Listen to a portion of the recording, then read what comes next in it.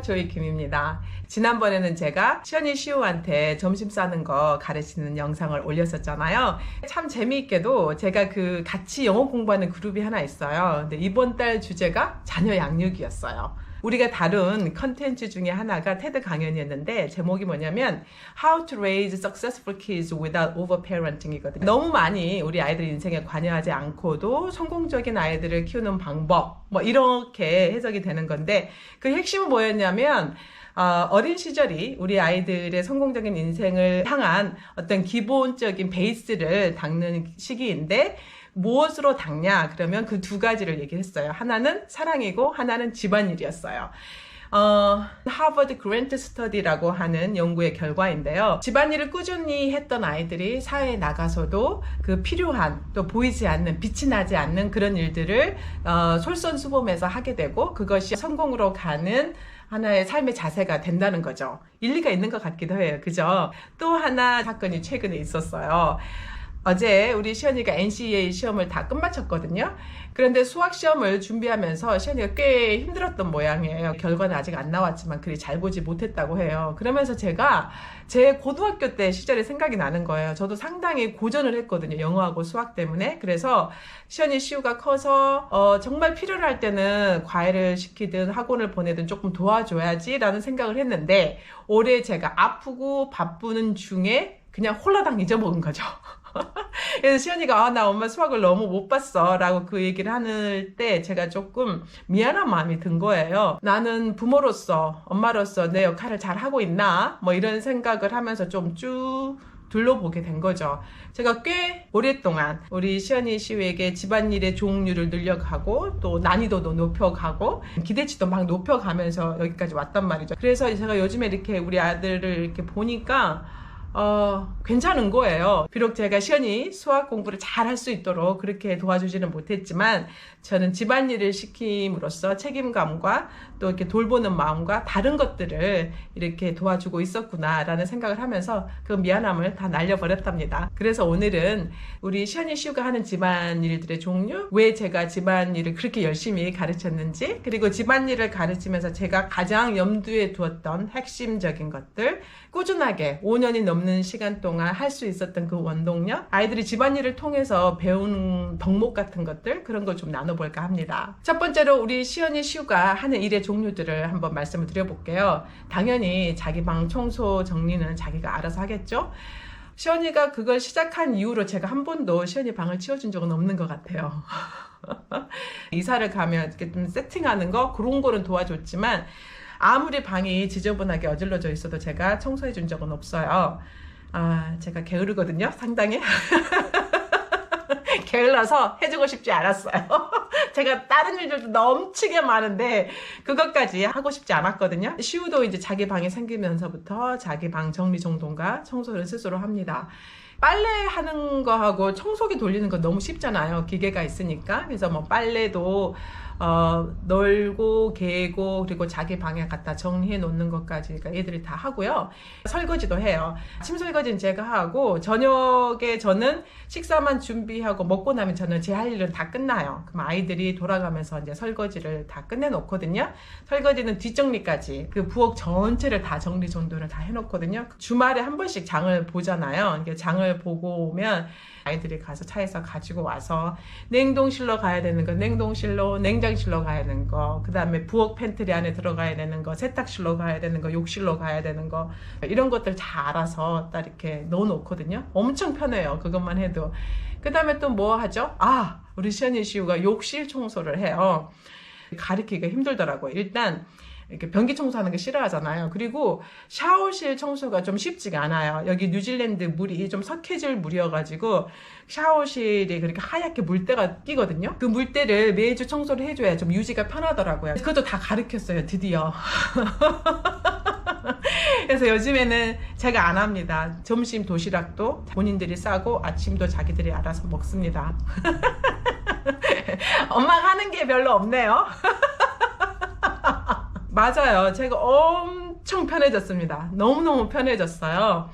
요즘에는 그래서 우리 애들이 집안일을 훨씬 더 많이 해요, 저보다. 근데 저는 그게 맞는 것 같아요. 그렇잖아요. 저는 지금 50이 넘어서 갱년기를 지나면서 에너지가 점점 떨어지죠. 힘도 더 약해지고. 근데 우리 시우는 저보다 훨씬 건강하고요. 저보다 훨씬 힘도 세고요. 심지어 저보다 훨씬 시간도 많아요.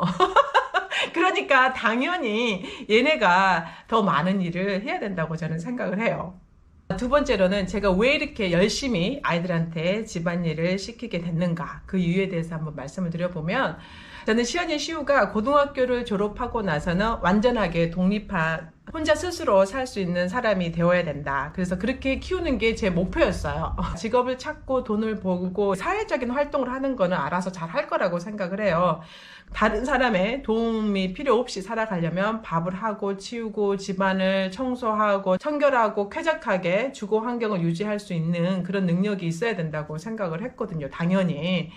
집안일이라고 하는 것이 고난이도의 기술을 요하거나 엄청나게 힘이 좋아야 된다거나 머리가 좋아야 된다거나 그런 게 아니잖아요. 애들이 웬만하면 다 설거지 하고요, 청소하고 웬만하면 다 할 수가 있어요. 아이들이 가장 중요하게 여겼던 것은 뭐였냐면, 그러니까 치우고 정리하고 하는 이런 것들이 일상적으로 일어나야 된다는 거죠. 제가 잔소리를 하지 않더라도 지속적으로 그 일들을 해낼 수 있도록 하는 게 저의 목표였고, 또 하나는 좀 자동적으로 하는 거예요. 예를 들자면 아침에 일어나면 바로 창문 열고 침대 정리하고, 옷을 벗었으면 바로 세탁실로 갖다 놓고, 그 다음에 먹은 거는 바로 싱크대에 갖다 놓고 설거지를 하고, 이런 식으로 좀 자동적으로 할 수 있도록 하는 게 저희 목표였거든요. 이 아이들이 집안일을 바라보면서 가졌으면 하는 어떤 마음의 자세 같은 게 있었어요. 그게 뭐냐면 내가 이거를 엄마한테 해준다, 이게 아니라 이것을 당연히 해야 되는 일로 받아들이고, 그동안은 시우가 어렸으므로 엄마가 많이 도와줬지만 크면 클수록 자기들이 더 많은 일을 해야 된다는 거, 그걸 당연하게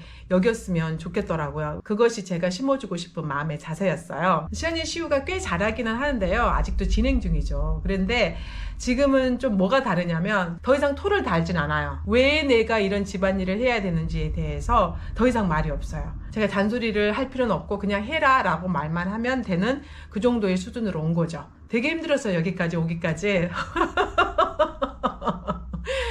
아, 진짜 포기하고 싶은 순간들이 얼마나 많았는지 몰라요. 설거지를 하면서 그릇도 수도 없이 시연이가 깨먹었고요. 얘들이 청소를 해놓은 그 결과물이라고 하는 것이 되게 허술하잖아요. 근데 가장 힘든 게 뭐였냐면, 둘이 그렇게 싸우는 거예요. 뭘 가지고 싸우냐면 일의 종류와 일의 양을 가지고 항상 싸우는 거예요.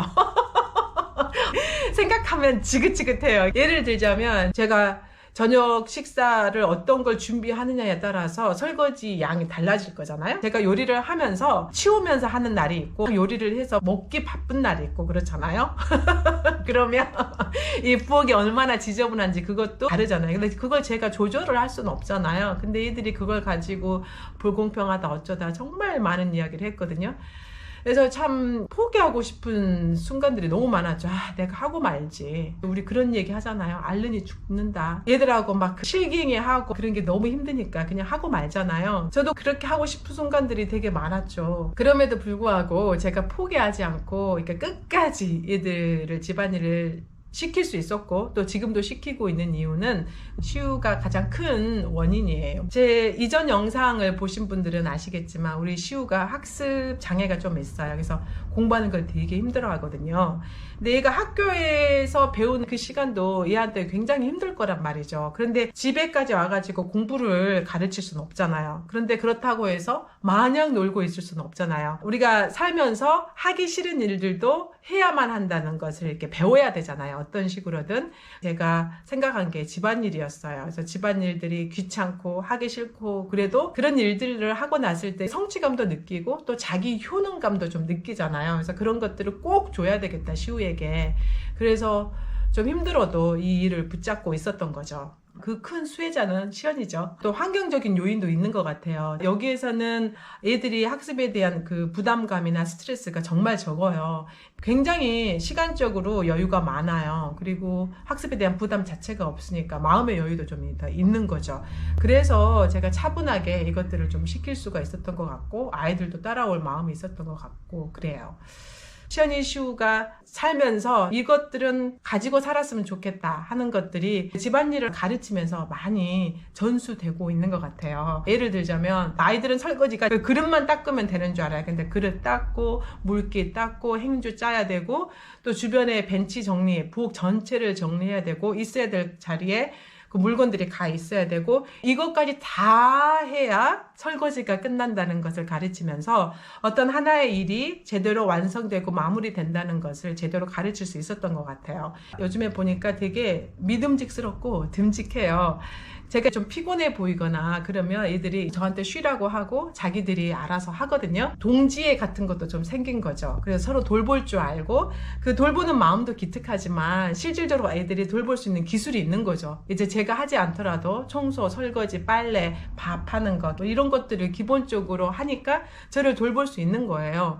아이들이 그런 거 좀 느끼는 것 같아요. 아, 내가 웬만한 걸 이제 다 할 수 있는 사람이구나. 그리고 나도 엄마를 도와줄 수 있구나. 이런 것들을 굉장히 많이 느끼는 것 같아요. 또 하나는 아이들이 엄마의 수고에 대해서 고마움을 좀 느끼는 것 같아요. 도시락을 아이들한테 이제는 싸게 해야 되겠다라고 결심한 그날 아침에 제가 생각한 건데요. 사실 그날 되게 힘들었어요. 억지로 일어나서 무거운 몸을 이끌고 하고 있었단 말이죠. 근데 우리 아이들은 이제 일어나서 씻고 옷 입고 한 명은 소파에 앉아서 한 명은 식탁에 앉아서 이렇게 핸드폰을 하고 있는 거예요. 근데 그 모습을 이렇게 다 보면서 아, 나는 저희들을 위해서 힘든 몸을 이끌고 이렇게 하는데 쟤네들은 이거를 모르겠구나. 내가 얼마나 힘든지 말로 설명해서는 모르겠구나 하는 생각이 좀 들었어요. 본인이 직접 해봐야 엄마가 그동안 해줬던 그 수고들에 대한 고마움을 알겠다라는 생각이 들더라고요. 도시락이 부실해지겠지만 이제는 정신적으로 좀 더 성숙해져야 되지 않겠나라는 생각이 들어서 얘들 도시락을 싸게 했거든요. 확실히 얘들이 더 고마워하는 것 같아요. 요즘에는 제가 조금 정성 들여서 저녁을 하면 너무너무 고맙다고 그래요, 얘들이. 그리고 이 앞전에 한 번은 아침에 제가 스콘이 너무 먹고 싶은 거예요. 그래서 제가 스콘을 넉넉하게 구워서 아침으로도 먹고 도시락을 준비할 필요가 없었잖아요. 자기들이 너무 편했던 거예요. 그러니까 고마움을 알더라고요.